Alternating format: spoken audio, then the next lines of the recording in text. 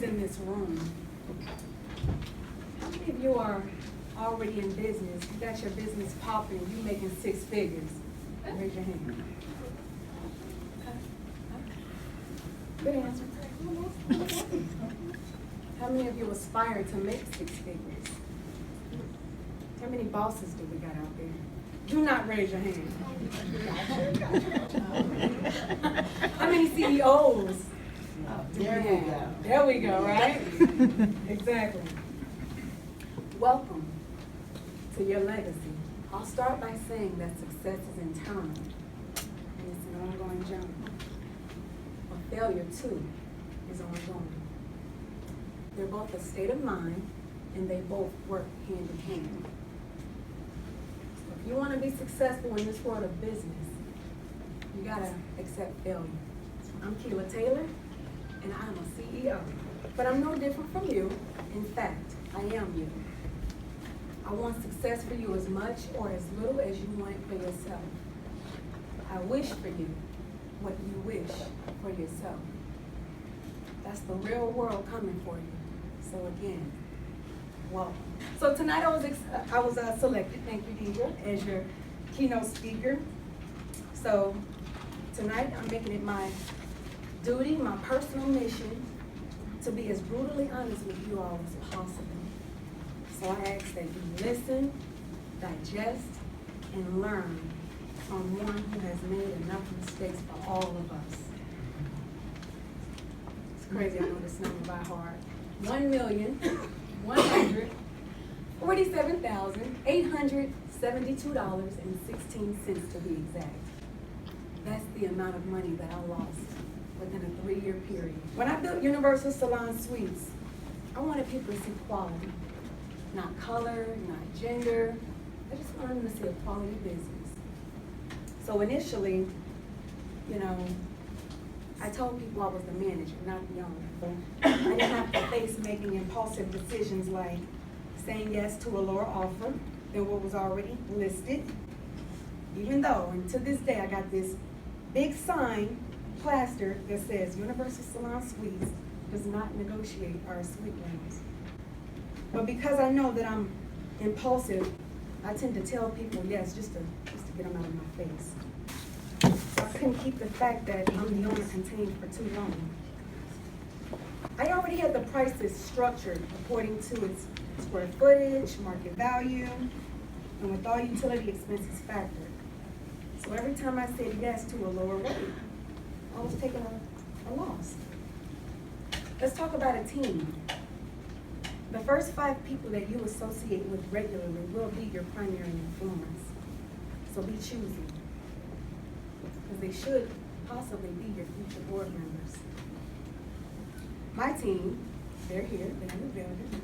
We call ourselves the core 4. They got my front, they got my back, and they got both sides. People, when you're in business, they tend to see dollar signs. So they would tend to go around the team to talk directly to me about whatever innovative $20,000 to $30,000 idea they had that was innovative. And I will hire them like a fool, thinking that I'm leveraging their expertise for our plans to expand. Majority of them, they became problems to the solution when there weren't even any problems to begin with. We call that sabotage. That's another story for another day. My team, they were never budge. Just me. All because I was making impulsive decisions and not communicating with my team. I was naive, I was gullible. So you all are graduating tonight. So tonight is really when it begins. For the most part, 95% of you will go independent versus traditional. Because we all want to be business owners, right? So let's dive into this thing called business. You all have mastered a skill, and I'm sure you have the talent. And whether you're making 6 figures or not, I'm sure that you're already generating some sort of revenue. What do you really know about business? Are you business savvy? Do you know what's going to be involved in your day-to-day operations? Do you have your EIN number? Do you have your Secretary of State articles of incorporation? Do you have a business license? Do you have a salon license? We do know that those are like 2 different licenses, right? Okay. Do you have an operating agreement? Do you have bylaws? Do you have a certificate of occupancy? You can go on and on. Do you need a brick and mortar? Do you know what that is? Do you have a dungeon? Do you know what that is? Do you have business owner's insurance? Because you're gonna need it. I wanna share with you some top 10 CEO fundamentals. Number 1, is your mindset business ready? If you're working a job, you can't have that employee mindset in business. You gotta say goodbye to that steady income, because we entrepreneurs don't know when we'll see a paycheck, if we ever see one, right? Number 2, do you have a support system? My support system, they're here, they're part of the team, they can't get the support. That's critical. You can't do it alone. Who's coaching you? Get you a business coach if you don't have one. You can start with the SBDC, that's the Small Business Development Center. Tell them Kela sent you. They're already paid via your tax dollars, so it's at no cost to you. You already paid for this consultant. Talk about finances, number 3. That whole I can't afford mentality is the number 1 excuse for why people quit. You've gotta have working capital. You have to. You gotta pretty much know to a T what your debt to income is. You gotta, you gotta damn near know to a T what your fixed and variable expenses are. Now, who's really gonna know what their variable expenses are? That's why they're called variable expenses, right? Because they're varied month to month. But in business, you gotta pretty much know that. Who's your tribe, your client base, your demographic, your target market? And don't say everybody. Why? Glad you asked. Because you are not for everyone. You will respectfully decline services. I'm sorry, ma'am, but I'm gonna have to respectfully decline your services. Again, you're not for everyone, and everyone's not for you. You might have a client that's a little too bougie for you. You might get that client that's a little too ghetto for you. You might get that, oh, your price is too high kind of client. No, boo-boo, you just can't afford it. Of course, don't tell them that. You tend to sound all around here, just think of it. Don't say it out loud. Don't ever compromise the integrity of your business for $1. Understand how to effectively scale your business. You gotta implement KPIs. Those are key performance indicators. It's how you measure your success. And when you go out for that business loan, the bank is gonna wanna know that and a whole lot more. One of my KPIs is, I know on average, we take in about 840 calls per month. That's how I track my success. Google Analytics, that's another way. Instagram. 7, 8, and 9.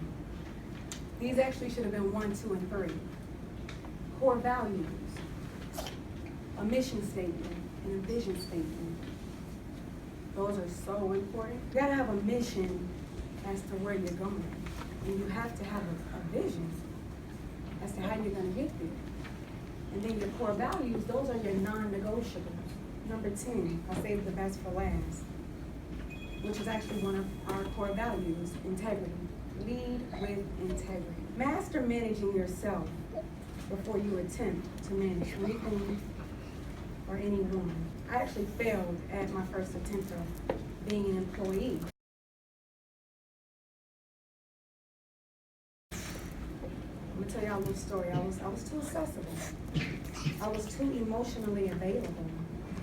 I was too personable. You gotta have that balance between employee and employer. I got a few more points before I go. Be strong in what you know and leverage what you don't know. You can't be all things to all people all the time. Don't keep learning and never apply. Continuously learn, but continuously apply. Stand in your power. No means no. Don't spend 100% of your time on 10% of who you are. Did you hear that? Seriously.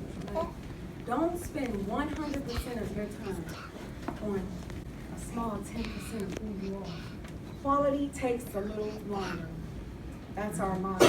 You gotta be patient in this world of business. You may not get that sale at your grand opening. You may not hit that goal for the month. Your valued employees, they will quit. They're not there to build our businesses forever. So don't ever get comfortable. I got a question. How many of you are afraid? Let's be honest. I'm afraid most of the time. I'm afraid of the IRS. I'm afraid of being fired because our clients, they fire us, but I don't get stuck in fear. What also scares me are pursuing opportunities like she mentioned, our largest customer, which is the government. We focus on a lot of government contracts. The government is our largest spender. And we go after those contracts, and there's a lot of beauty opportunities out there with the government. We just bid on one in New Orleans, and it's closed. Hopefully we did it, but we bid on a barber in cosmetology contract, which will allow me to give some of my tenants an opportunity to, if they're licensed, and some of them are, they have their licensing, and they're going to go into a veterans home to service ambulatory and bedridden veterans. That's like a 5-figure contract. So these are the types of things that I do want to share with you. A lot of us don't know about it, for the most part. A lot of people don't go after these contracts. So I don't allow myself to get stuck in fear. Another thing that scares me is my first ever keynote speech at Elaine Sterling's graduating class on Saturday, October 26th. Clarity comes before confidence, and then fear is after. So if you have clarity, you'll gain confidence, and you'll never see fear. And in closing, I want you guys to imagine, if you planted a seed to grow a fruit garden, and that garden fully grew overnight, that fruit would have no nutritional value. Why? Because it didn't go through its proper germination process. So this thing called success doesn't happen overnight. In fact, it happens over a lifetime. So again, quality takes a little longer. And lastly, failure is not failure. Failure is just feedback. I want y'all to get on y'all feet and congratulate yourselves, because this is your transformational journey. Get up!